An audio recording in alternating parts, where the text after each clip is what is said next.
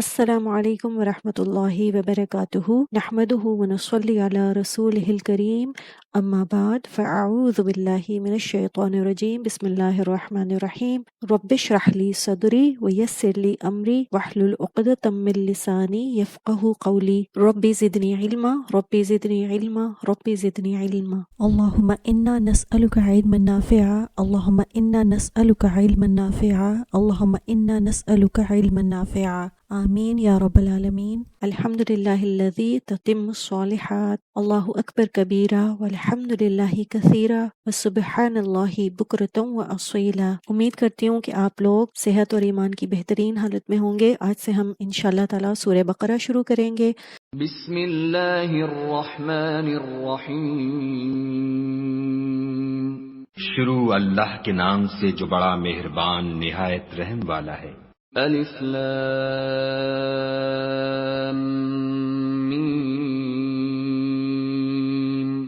الف لام میم۔ الف لام میم یہ 3 حرف ہیں، انہیں الگ الگ پڑھا جاتا ہے اور انہیں ایک ساتھ نہیں پڑھا جاتا۔ قرآن کریم کی 13 صورتیں 3 حروف سے شروع ہوتی ہیں اور ان کے کوئی معنی نہیں بتائے گئے۔ یہ معجزے کی طور پر ایک دلیل ہے۔ تقریباً 29 صورتوں کے شروع میں ایسے حروف آئے ہیں، انہیں حروف مقطعات کہتے ہیں، اور اس کا علم صرف اللہ تعالیٰ کی ذات کو ہے۔ نہ نبی صلی اللہ علیہ وآلہ وسلم کو اس کا علم تھا اور نہ انہوں نے کسی صحابی سے کبھی اس کا ذکر کیا۔ بلا شبہ اللہ تعالیٰ نے ان حروف کو بے معنی اور بغیر ضرورت کے نازل نہیں فرمایا، کیونکہ اللہ تعالیٰ نے کوئی چیز بھی ایسی نہیں بنائی جو بے معنی اور بغیر کسی مقصد کے ہو۔ اس لیے قرآن مجید میں جو کچھ بھی ایسے الفاظ ہیں اس کے بارے میں ہمیں قطعی یہ نہیں سوچنا چاہیے کہ یہ کوئی بے معنی چیز ہے یا اس کا کوئی مطلب نہیں ہے یا اس کی کوئی ضرورت نہیں ہے۔ ایک مسلمان ہونے کے ناطے سے ہمارے اوپر فرض ہے کہ ہم ہر چیز جو بھی اللہ تعالیٰ نے نازل فرمائی ہے اس پر ہم بغیر سوچے سمجھے، بغیر کسی چوں چرا کے ہم اس سب چیز پر ایمان لاتے ہیں جو ہمارے اللہ تعالیٰ نے ہماری طرف بھیجا ہے نبی صلی اللہ علیہ وسلم کے ذریعے۔ ہم ہر اس چیز پر یقین رکھتے ہیں جو ہماری عقل میں، ہماری سمجھ میں نہیں آتی، کیونکہ ہم کمزور اور لا علم لوگ ہیں اور اللہ تعالیٰ کی حکمتوں کو ہم نہیں سمجھ سکتے۔ سورہ بقرہ کی دوسری آیت ہے بسم اللہ الرحمن الرحیم۔ شروع اللہ کے نام سے جو بڑا مہربان نہایت رحم والا ہے۔ ذالک الکتاب لا ریب فیہ ھدی للمتقین۔ یہ کتاب قرآن مجید، اس میں کچھ شک نہیں کہ کلام خدا ہے، خدا سے ڈرنے والوں کی رہنما ہے۔ یہ کتاب ہے جس کے نازل ہونے میں کوئی شک نہیں، ہدایت ہے متقین کے لیے۔ ذالک الکتاب لا ریب فیہ ھدی للمتقین۔ اس میں اعلان کیا جا رہا ہے کہ اس کے مضامین میں، قرآن کریم کے تمام مضامین میں کوئی شک نہیں ہے۔ قرآن کریم نبی پاک صلی اللہ علیہ وآلہ وسلم پر 23 سال میں نازل ہوا۔ اس وقت یہ قرآن کتاب کی شکل میں نہیں تھا۔ لا ریب کے معنی ہے ایسا وہم جس کی کوئی بنیاد نہ ہو اور جلدی ہی دور بھی ہو جائے۔ اس کتاب میں چھوٹے سے چھوٹا شک بھی نہیں ہے۔ اللہ تعالیٰ فرماتا ہے کہ یقین کر لو کہ یہ کتاب اللہ ہی کی طرف سے ہے، اور ہدایت صرف یقین کرنے سے ہی حاصل ہوتی ہے۔ یہ کتاب صرف سچ بتاتی ہے۔ خدا ہدایت کو کہتے ہیں اور اس کی 2 قسمیں ہیں، ایک عام ہدایت اور ایک خاص ہدایت۔ عام ہدایت سب کے لیے ہوتی ہے، قرآن مجید سب کے لیے ہے۔ خاص ہدایت وہ ہے جو توفیق کی ہدایت ہوتی ہے، اور یہ خاص ہدایت صرف اللہ تعالیٰ ہی کی طرف سے ہوتی ہے، اور صرف اللہ تعالیٰ ہی یہ ہدایت اور توفیق کسی کو دیتا ہے۔ اللہ تعالیٰ فرماتا ہے کہ اس میں ہدایت ہے متقی لوگوں کے لیے۔ تو متقی لوگوں کے لیے اس میں ہدایت ہے، تمام انسانوں کے لیے ہدایت ہے، لیکن کچھ ایسے لوگ ہیں جو اللہ سے ڈرتے ہیں، وہ اس سے رہنمائی لیں گے، اللہ انہیں ہدایت دے گا اور وہ سیدھے راستے پر چل پڑیں گے۔ قرآن رہنمائی کرنے والی کتاب ہے، راستہ دکھاتی ہے اور منزل پر اللہ تعالیٰ پہنچاتا ہے، اور یہ متقی لوگوں کو نصیب ہوتا ہے۔ رسول اللہ صلی اللہ علیہ وآلہ وسلم نے فرمایا، کوئی بندہ اس وقت تک متقین میں سے نہیں ہو سکتا جب تک اس چیز کو بھی ترک نہ کر دے جس میں کوئی حرج نہ ہوتا، کہ اس سے بچ سکے جس میں کوئی حرج ہو۔ یعنی وہ بندہ اتنا زیادہ گناہوں سے ڈرتا ہو کہ وہ ایسی چیزوں کو بھی چھوڑ دے، ایسی چیزوں کو بھی ترک کر دے جس میں کوئی حرج نہیں ہوتا، تاکہ وہ ایسی چیزوں سے بچ سکے جس میں کوئی حرج ہو اور اسے پتہ نہ چلے اور غلطی سے وہ کر بیٹھے، تو اس لیے وہ ایسی چیزوں سے بھی دور ہو جاتا ہے جس میں کوئی حرج نہیں ہوتا۔ حضرت ابن عباس رحمۃ اللہ فرماتے ہیں، متقی اللہ کے احکام مان کر اپنے اور جہنم کے بیچ میں ایک ڈھال پیدا کر دیتا ہے۔ متقی شرک، کبائر اور فحاشی کے کاموں سے بچتا ہے۔ کبائر یعنی کبیرہ گناہوں سے، یعنی ہر اس چیز سے پرہیز کرنا جس سے نقصان ہو، اور وہ کون سی چیزیں ہیں جس سے نقصان ہو؟ یعنی نافرمانی کے اور فضول کام۔ تقوی سے مراد لذتوں کو چھوڑنا ہے اور خواہشات کی مخالفت کرنا ہے۔ تقوی کے اصل معنی بری باتوں سے بچنے کے ہیں۔ بیان کیا جاتا ہے کہ حضرت عمر بن خطاب رضی اللہ تعالیٰ عنہ نے حضرت ابی بن کعب رضی اللہ تعالیٰ عنہ سے تقوی کے بارے میں پوچھا تو انہوں نے جواب دیا، کیا آپ کو کبھی کانٹوں والے رستے پر چلنے کا اتفاق ہوا ہے؟ انہوں نے فرمایا ہاں۔ تو پوچھا، آپ ایسے رستے پر چلتے ہوئے کیا کرتے ہیں؟ فرمایا دامن سمیٹ لیتا ہوں اور کوشش کر کے احتیاط سے گزر جاتا ہوں۔ فرمایا بس ایسے ہی گناہوں سے بچنے کا نام تقوی ہے۔ یعنی تقوی یہی ہے جس طرح انسان کانٹوں سے گزرتے ہوئے اپنے کپڑوں کو سمیٹ لیتا ہے اور اپنے آپ کو بچا بچا کے گزرتا ہے، تو تقوی یہی ہے، اپنے آپ کو گناہوں سے ایسے ہی بچاتا ہے جو بھی متقی ہوتا ہے۔ دل میں جو چیز کھٹک جائے اسے چھوڑ دینا چاہیے۔ اس کتاب میں متقی لوگوں کے لیے ہدایت ہے، اگر اللہ کی رضا چاہتے ہیں تو ہی اس میں ہدایت ملے گی۔ قرآن مجید گمراہی سے بھی بچاتا ہے۔ جس انسان کے دل میں مرنے کے بعد اللہ کے سامنے کھڑے ہو کر جواب دینے کا احساس اور اس کی فکر نہیں ہوگی، اس کے اندر ہدایت کی طلب یا گمراہی سے بچنے کا جذبہ ہی نہیں ہوگا۔ اگر ایسا انسان ہوگا تو اسے ہدایت کہاں سے اور کیسے مل سکتی ہے؟ یہ کتاب تو سراسر ہدایت ہے اور رہنمائی ہے، مگر اس سے فائدہ اٹھانے کے لیے ضروری ہے کہ آدمی میں چند صفات پائی جاتی ہوں، جس میں سب سے پہلی صفت یہ ہے کہ آدمی پرہیزگار ہو، نیک ہو، بھلائی اور برائی میں تمیز کرنا جانتا ہو، برائی سے بچنا چاہتا ہو اور بھلائی کا طالب ہو، اور اس پر عمل کرنے کا خواہش مند بھی ہو۔ اور دوسرے وہ لوگ جو دنیا میں جانوروں کی طرح جیتے ہیں، جنہیں کبھی یہ فکر نہیں ہوتی کہ وہ جو کچھ کر رہے ہیں وہ صحیح بھی ہے یا غلط، بس جدھر دنیا چل رہی ہو یا جدھر خواہش نفس دھکیل دے یا جدھر قدم اٹھ جائیں اسی طرف وہ چل پڑتے ہیں، اور ایسے لوگوں کے لیے قرآن میں کوئی رہنمائی نہیں ہے۔ جس انسان کے اندر یہ فکر ہوتی ہے کہ اس نے مرنے کے بعد اللہ کے سامنے کھڑا ہونا ہے اور اپنے کیے کے اللہ کو جوابات دینے ہیں، اللہ اس سے پوچھے گا تو وہ اللہ کو کیا جواب دے گا، جس انسان کے دل میں یہ ڈر ہو، اللہ کے سامنے پیشی کی فکر ہو، طلب اور تقوی ہو، تو ہدایت انشاءاللہ ضرور ملتی ہے۔ سورہ بقرہ کی اگلی آیت ہے آیت نمبر 3۔ بسم اللہ الرحمن الرحیم۔ شروع اللہ کے نام سے جو بڑا مہربان نہایت رحم والا ہے۔ الذين يؤمنون بالغيب ويقيمون الصلاة ومما رزقناهم ينفقون۔ جو غیب پر ایمان لاتے اور آداب کے ساتھ نماز پڑھتے اور جو کچھ ہم نے ان کو عطا فرمایا ہے اس میں سے خرچ کرتے ہیں۔ اور وہ لوگ جو غیب پر ایمان لاتے ہیں اور وہ نماز کو اس کے آداب کے ساتھ قائم کرتے ہیں اور جو کچھ ہم نے ان کو عطا فرمایا ہے اس میں سے خرچ کرتے ہیں۔ اس آیت اور اگلی آیات میں متقین کی صفات بیان کی گئی ہیں۔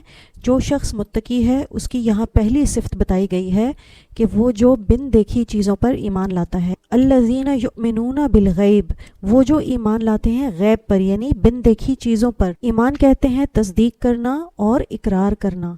شرعی طور پر ایمان سے مراد ہے دل سے عقیدہ رکھنا کہ اللہ تعالیٰ ایک ہے اور نبی پاک صلی اللہ علیہ وآلہ وسلم ان کے رسول ہیں، اور قیامت اور آخرت ہر چیز پر عقیدہ رکھنا، ایمان رکھنا، زبان سے اس کا اقرار کرنا اور جسم کے اعضاء سے عمل کرنا۔ کسی چیز کا یہ پکا ٹھوس یقین ہونا، جیسے ہمیں سورج کو دیکھ کر پکا یقین ہوتا ہے کہ یہ سورج نکلا ہوا ہے، یہ یقین عمل کو آسان کرتا ہے۔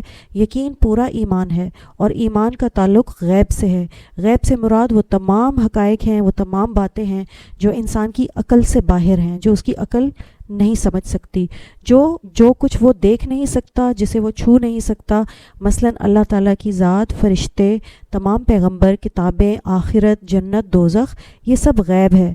اور مرنے کے بعد دوبارہ جی اٹھنا، ان سب چیزوں پر ایمان لانا مومن کی نشانی ہے اور یہ بے حد ضروری ہے۔ حضرت عبداللہ بن مسعود رضی اللہ تعالیٰ عنہ سے روایت ہے کہ ایمان کے معنی تصدیق کے ہیں، اور علی بن ابو طلحہ نے ابن عباس رضی اللہ تعالیٰ عنہ سے روایت کیا ہے کہ یؤمنون کے معنی ہیں یصدقون، کہ وہ تصدیق کرتے ہیں۔ معمر نے امام زہری سے روایت کیا ہے کہ ایمان کے معنی عمل کے ہیں۔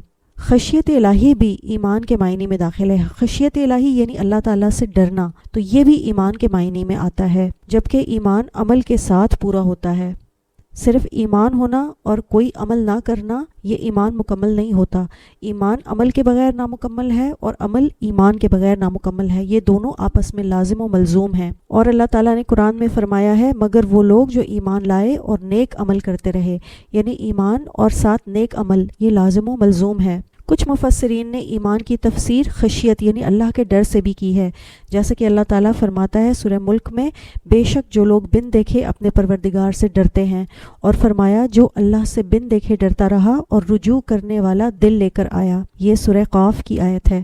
اور سورہ فاطر میں اللہ تعالیٰ فرماتا ہے اللہ سے تو اس کے بندوں میں سے وہی ڈرتے ہیں جو صاحب علم ہیں۔ ابن محیریز سے روایت ہے کہ میں نے ابو جمعہ سے کہا کہ ہمیں کوئی ایسی حدیث بیان کریں جسے آپ نے رسول اللہ صلی اللہ علیہ وآلہ وسلم سے سنا ہو۔ انہوں نے کہا ہاں میں تمہیں ایک بہت اچھی حدیث سناتا ہوں۔ ہم نے رسول اللہ صلی اللہ علیہ وآلہ وسلم کے ساتھ دوپہر کا کھانا کھایا، ابو عبیدہ بن جراح رضی اللہ تعالیٰ بھی ہمارے ساتھ تھے۔ انہوں نے عرض کی اے اللہ کے رسول، کیا ہم سے کوئی بہتر بھی ہو سکتا ہے؟ ہم آپ کے ساتھ اسلام لائے اور ہم نے آپ کے ساتھ مل کر جہاد بھی کیا۔ فرمایا ہاں وہ لوگ جو تمہارے بعد ہوں گے اور میرے ساتھ ایمان رکھتے ہوں گے حالانکہ انہوں نے مجھے نہیں دیکھا ہوگا۔ اس کے بعد دوسری صفت آتی ہے وَيُقِيمُونَ الصَّلَاةَ۔ متقین کی یہ دوسری صفت ہے کہ وہ نماز قائم کرتے ہیں۔ یہ ایمان بالغیب کی عملی شکل ہے۔ اسی سے پتہ چل جاتا ہے کہ کون اللہ تعالیٰ کی اطاعت کرنے والا ہے اور کون نہیں۔ اس کا مطلب یہ ہے کہ جو لوگ صرف مان کر بیٹھ جانے والے ہوں وہ قرآن سے فائدہ نہیں اٹھا سکتے۔ اس سے فائدہ اٹھانے کے لیے ضروری ہے کہ آدمی ایمان لانے کے بعد فوراً ہی عملی اطاعت کے لیے راضی ہو جائے، یعنی فوراً سے اللہ کی اطاعت شروع کر دے۔ یہاں حکم آئے وہاں پہ اطاعت ہو جائے، یہاں پہ اذان ہو وہاں پہ انسان فوراً نماز کے لیے کھڑا ہو جائے۔ ایمان لانے پر چند گھنٹے بھی نہیں گزرتے کہ مؤذن نماز کے لیے پکارتا ہے اور اسی وقت فیصلہ ہو جاتا ہے کہ ایمان کا دعویٰ کرنے والا اطاعت کرنے کے لیے تیار بھی ہے یا نہیں۔ نماز ایمان کا حصہ ہے۔ یقیمون الصلاۃ کا مطلب ہے جس طرح رسول اللہ صلی اللہ علیہ وآلہ وسلم نے نماز ادا کی ویسے نماز ادا کرنی چاہیے، اور یہ کہ رکوع اور سجدے کو پورا ادا کیا جائے، وضو بھی اچھے طریقے سے مکمل کیا جائے اور خشوع اور خضوع کے ساتھ نماز پڑھی جائے۔ ابن عباس رضی اللہ تعالیٰ عنہ فرماتے ہیں کہ وَيُقِيمُونَ الصَّلَاةَ کے معنی یہ ہیں کہ وہ نماز کو اس کے فرائض کے ساتھ قائم کرتے ہیں۔ ضحاک نے ابن عباس رضی اللہ تعالیٰ عنہ سے یہ روایت کیا ہے کہ اقامت الصلاۃ کے معنی ہے کہ رکوع اور سجود کو پورا ادا کیا جائے، تلاوت کی جائے خشوع اور خضوع کے ساتھ، اور پوری توجہ کے ساتھ نماز ادا کی جائے۔ قتادہ فرماتے ہیں کہ اقامت صلاۃ کے معنی یہ ہے کہ نماز کے اوقات یعنی نماز کو وقت پر ادا کیا جائے، وضو، رکوع اور سجود کی حفاظت کی جائے، یعنی مکمل وضو، مکمل رکوع اور مکمل سجدے کیے جائیں۔ مقاتل بن حیان کا قول ہے کہ اقامت صلاۃ سے مراد یہ ہے کہ نماز کے اوقات کی حفاظت کی جائے، یعنی نماز وقت پر پڑھی جائے، لیٹ کر کے نہ پڑھی جائے، مکمل طہارت کا اہتمام کیا جائے، یعنی مکمل صاف صفائی کا اہتمام کیا جائے، صاف ستھرے کپڑے پہننے چاہیے، صاف جگہ ہونی چاہیے، اور مکمل اچھے طریقے سے وضو کیا ہونا چاہیے۔ رکوع اور سجود پورے کیے جائیں اور نماز میں قرآن مجید کی تلاوت کی جائے، اور تشہد میں نبی صلی اللہ علیہ وآلہ وسلم پر درود پڑھا جائے، تو یہ ہے اقامت الصلاۃ۔ متقین کی تیسری صفت ہے وَمِمَّا رَزَقْنَاهُمْ يُنْفِقُونَ، اور جو کچھ ہم نے ان کو عطا کیا ہے وہ اس میں سے خرچ کرتے ہیں۔ تیسری صفت متقین کی یہ ہے کہ وہ اللہ کے دیے ہوئے مال کو جوڑ کر نہیں رکھتے بلکہ اسے اللہ کے راستے میں خرچ کرتے ہیں۔ رزق ہر اس چیز کا نام ہے جس سے فائدہ اٹھایا جا سکتا ہے، حتیٰ کہ اولاد بھی رزق ہے۔ علم، مال، عمل صالح، کپڑے، خوراک، عقل، قوت، عزت، یہ سب نعمتیں رزق کہلاتی ہیں۔ حضور اکرم صلی اللہ علیہ وآلہ وسلم سب سے زیادہ خوبصورت اور سخی تھے، ان سے زیادہ کوئی سخی نہیں۔ جو ہمیں اللہ تعالیٰ نے دیا ہے اس کا شکر ادا کرنا بھی اس مال میں سے خرچ کرنے کے برابر ہے۔ آپ صلی اللہ علیہ وآلہ وسلم اپنے کھانے، لباس، علم، وقت، ہر چیز میں سے خرچ کرتے تھے۔ اس میں بیوی کا نفقہ، رشتہ داروں کو دینا، غلاموں پر خرچ کرنا، ضروریات پر خرچ کرنا، جن کی انسان پر ذمہ داری ہے ان کی ضروریات پر خرچ کرنا، اور تمام بھلائی اور خیر کے کام بھی کرنا۔ اب اس کی کچھ شرائط ہیں کہ یہ کام خالص اللہ تعالیٰ کے لیے ہو، یعنی ہم جو بھی خرچ کریں، جس پر بھی خرچ کریں، وہ صرف اللہ تعالیٰ کے لیے خالص ہونا چاہیے، یعنی وہ ہم صرف اللہ تعالیٰ کے لیے ہی کریں، ہمارا ہر عمل اللہ تعالیٰ کی رضا ہو، نہ کہ کسی انسان کو خوش کرنا یا اس سے تعریف پانا ہو۔ نمبر 2 یہ کہ حلال مال میں سے ہو، حرام مال میں سے صدقات، خیرات اور کوئی بھی چیز قبول نہیں ہوتی۔ تیسری یہ کہ اپنی پسند کی چیز میں سے خرچ کرنا، یعنی انسان کو جو چیز پسند ہو اس میں سے خرچ کرنا، اس میں سے دوسروں کو دینا۔ نمبر 4 اسراف نہ کرنا بلکہ اعتدال کا راستہ اختیار کرنا، یعنی فضول خرچی نہ کرنا اور درمیانہ راستہ اختیار کرنا۔ اور نمبر 5 ایسی جگہ خرچ کرنا جسے اللہ پسند کرتا ہے۔ صدقات کے 10 فائدے ہیں، 5 دنیا کے اور 5 آخرت میں ملیں گے۔ دنیا کے 5 فائدے ہیں، مال کی طہارت یعنی مال کی پاکیزگی ہوتی ہے صدقہ خیرات اور زکوٰۃ کرنے سے۔ نمبر 2 جسم کی طہارت ہوتی ہے، اس سے جسم کی پاکی بھی ہوتی ہے۔ نمبر 3 آزمائش اور امراض دور ہونا، یعنی جب ہم صدقہ خیرات کرتے ہیں تو اس سے اللہ تعالیٰ ہماری آزمائشیں اور بیماریوں کو دور کرتا ہے۔ نمبر 4 مسلمان کو خوشی پہنچانا، کسی مسلمان کی آپ مدد کریں، کسی کو کچھ دیں تو وہ خوش ہوتا ہے، تو اس کا خوش ہونا بھی صدقہ ہے۔ نمبر 5 مال میں برکت ہونا، جب انسان اپنے مال میں سے خرچ کرتا ہے تو اس مال میں کبھی کمی نہیں آتی، اس میں برکت ہوتی ہے۔ صدقے کے آخرت کے فائدے یہ ہیں، نمبر 1 حساب کتاب میں آسانی، نمبر 2 میزان بھاری، جس میزان پر ہماری نیکیاں اور گناہ تولے جائیں گے، صدقہ اور خیرات کی وجہ سے نیکیوں والا پلڑا بھاری ہو جائے گا، گناہ معاف ہونا اور پل صراط سے تیزی سے گزر جانا۔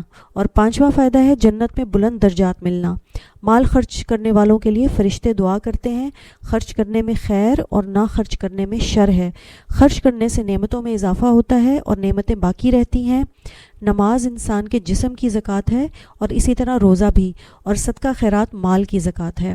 ابن عباس رضی اللہ تعالیٰ عنہ سے اور ابن مسعود رضی اللہ تعالیٰ عنہ اور دیگر بہت سے صحابہ کرام سے بھی روایت ہے کہ اس سے مراد اہل و عیال یعنی اپنے گھر والوں پر خرچ کرنا ہے، کیونکہ یہ آیت زکوٰۃ کا حکم نازل ہونے سے پہلے نازل ہوئی تھی۔ اللہ تعالیٰ نے بہت سے مقامات پر نماز اور مال خرچ کرنے کے مسئلے کو ملا کر بیان کیا ہے، کیونکہ نماز اللہ کا حق ہے اور اس کی عبادت ہے، اور اس سے دعا اور اس کی ذات گرامی پر توکل، یہ سب کچھ اس میں شامل ہے، جبکہ انفاق اس کی مخلوق سے احسان کرنا اور اسے نفع پہنچانا ہے، یعنی مال کا خرچ کرنا جو نماز کے ساتھ جس کا حکم آتا ہے، اس سے اللہ تعالیٰ کی مخلوق کے ساتھ احسان ہوتا ہے اور اسے فائدہ پہنچتا ہے۔ ابھی تک ہم نے متقین کی 3 صفات پڑھی ہیں۔ پہلی یہ کہ وہ غیب پر یقین رکھتے ہیں، اس پر ایمان لاتے ہیں، دوسرا وہ نماز قائم کرتے ہیں، اور تیسرا اللہ تعالیٰ نے جو مال دیا ہے اس میں سے خرچ کرتے ہیں۔ یہ متقین کی صفات اللہ تعالیٰ نے بیان کی ہیں، اور اگلی کچھ آیات میں متقین کی اور مزید صفات بھی بیان کی جائیں گی۔ اللہ تعالیٰ سے دعا کرتے رہیں کہ اللہ تعالیٰ ہماری اس کوشش کو قبول فرمائے، اور اللہ تعالیٰ کا شکر بھی ادا کرتے رہیں کہ اللہ تعالیٰ نے ہمیں چنا ہے تاکہ ہم اللہ کی کتاب کو پڑھیں، اسے سیکھیں اور سکھائیں۔ یہ اللہ تعالیٰ کی توفیق ہے، اور اللہ تعالیٰ اپنے پسندیدہ لوگوں کو ہی یہ ہدایت دیتا ہے اور یہ توفیق دیتا ہے۔